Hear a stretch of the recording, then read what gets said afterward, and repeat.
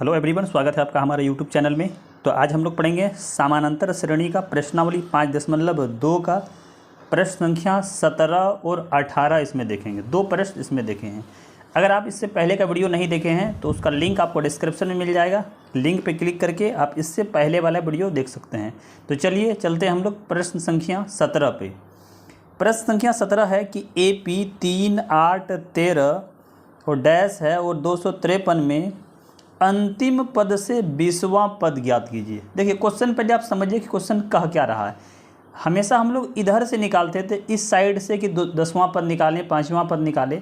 कह रहा है अंतिम से, मतलब इधर से आपको 20वां पद निकालना है, इस साइड से उल्टा 20वां पद निकालना है। तो देखिए सबसे पहले आप इस तरह से इसको लिख सकते हैं। यहाँ पे चलिए इसको हम सॉल्व करते हैं। इधर से कह रहा है तो आप इधर से ही शुरू कर दीजिए। देखिए 253 हम पहले लिख दें, 253 लिख देते हैं।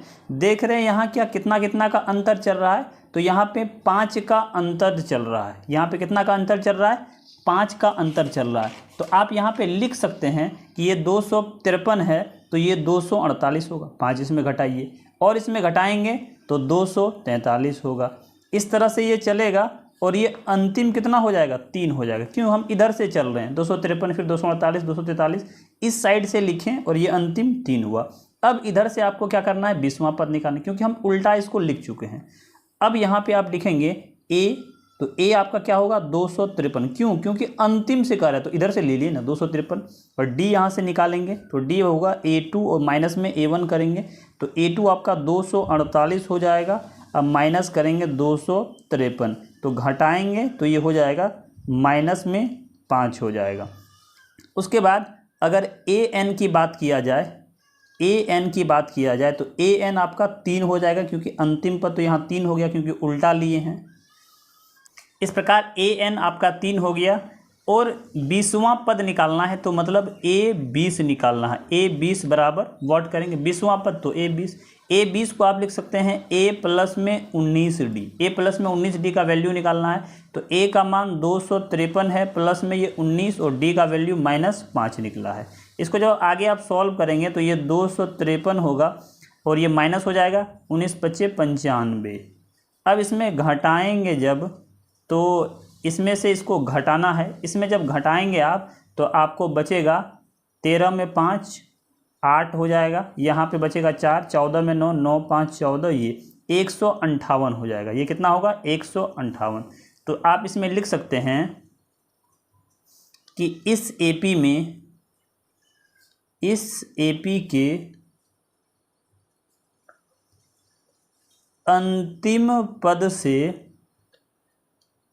20वां पद 158 है। अंतिम पद से 20वां पद कितना होगा? 158 होगा, क्योंकि इसमें क्वेश्चन में कह रहा है कि अंतिम पद से 20वां पद निकालें। तो अंतिम पद से 20वां पद 158 हो जाएगा। तो चलिए अगले प्रश्न की ओर बढ़ते हैं।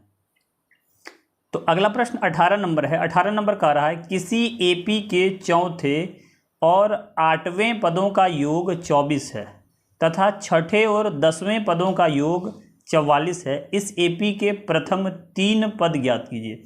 AP के 3 पद निकालना है। तो AP का कभी भी पद निकालना है तो आपको A और D ज्ञात होना चाहिए।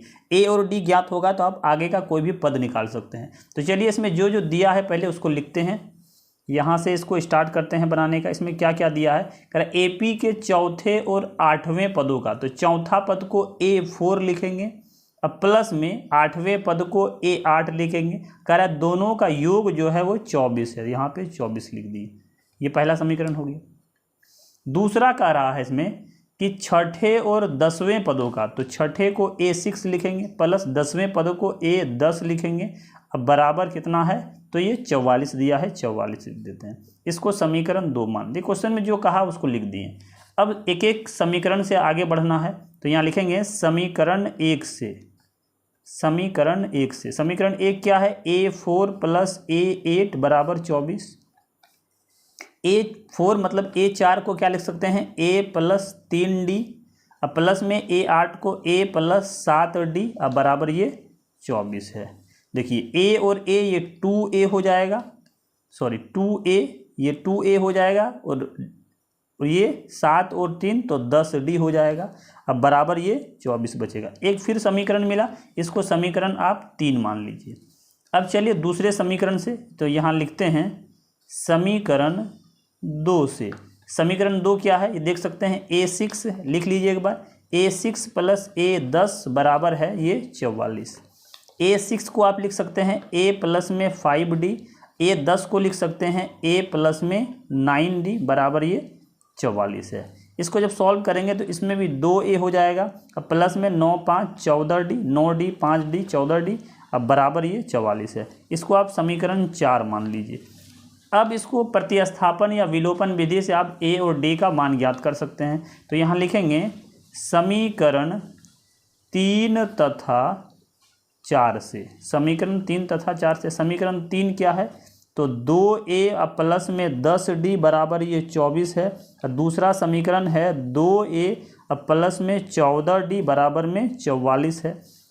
इसको जब और आप सॉल्व करेंगे तो देखिए इसको घटाएंगे, ये माइनस खत्म हो जाएगा, यहाँ भी माइनस करेंगे, यहाँ भी चिन्ह बदलते हैं इसका। तो 14D में 10D तो माइनस 4D बचेगा। ये माइनस 4 में 4 0, 4 में 2 2, 44 में 24 तो 20 बचेगा। देखिए ये D बराबर निकालेंगे तो ये माइनस 20 है, बट्टे में माइनस 4 होगा, ये माइनस माइनस खत्म, 4 5 20। तो D का जो वैल्यू निकला वो कितना निकल गया, 5 निकल गया। D का मान आपको 5 मिल गया। अब लिखेंगे कि D का मान, अब इसमें आप लिख सकते हैं कि D का मान, यहाँ पे लिखेंगे कि D का मान, D का मान समीकरण 3 में रखने पर, समीकरण 3 में D का मान रखेंगे तो आपको अगला मान आ जाएगा। समीकरण 3 क्या है, तो 2A प्लस में 10D बराबर में 24 है। ये देखिए 2A तो 2A रहेगा, अब प्लस में 10 और D का वैल्यू आप 5 निकालें तो 5 बैठाएंगे और ये 24 हो जाएगा। तो ये 2A प्लस 10 बचे 50 हो जाएगा और ये बराबर 24 होगा। इसको जब और आगे आप बढ़ाएंगे तो 2A बराबर ये 24 है, 50 को इधर करेंगे तो माइनस में 50 हो जाएगा। अब ये 2A बराबर अब घटाएंगे, 10 में 4 ये 6 बचेगा और यहाँ 4 में 2 2, ये माइनस में 26 बचेगा।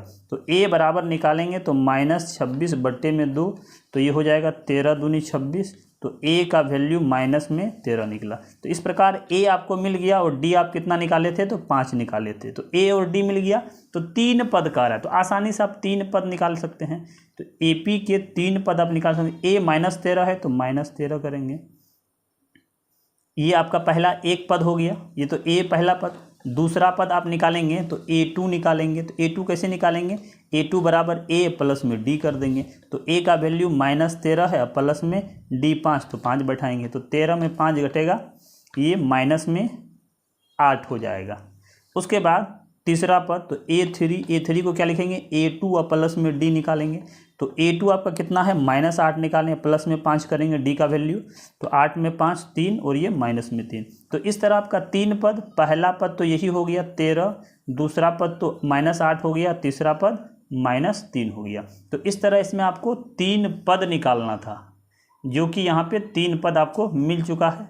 ये इसमें यही कह रहा था कि 3 पद क्या क्या होगा। तो आप इसमें देख सकते हैं क्वेश्चन कह रहा था कि प्रथम 3 पद ज्ञात कीजिए। तो इस प्रकार आप प्रथम 3 पद निकाल चुके हैं। तो आशा करता हूं कि आपको ये क्लास समझ में आ गया होगा। इसमें भी अगर आपको कोई डाउट है तो आप कमेंट सेक्शन में पूछ सकते हैं। और अगर वीडियो अच्छा लगे, हेल्पफुल लगे, तो वीडियो को लाइक करें, अपने दोस्तों के साथ शेयर करें। और अगर आप चैनल पर नए हो तो चैनल को सब्सक्राइब करके बेल आइकन को प्रेस कर दें, ताकि आने वाले वीडियो का नोटिफिकेशन आपको मिलता रहे। तो चलिए मिलते हैं किसी और वीडियो में, तब तक के लिए टेक केयर।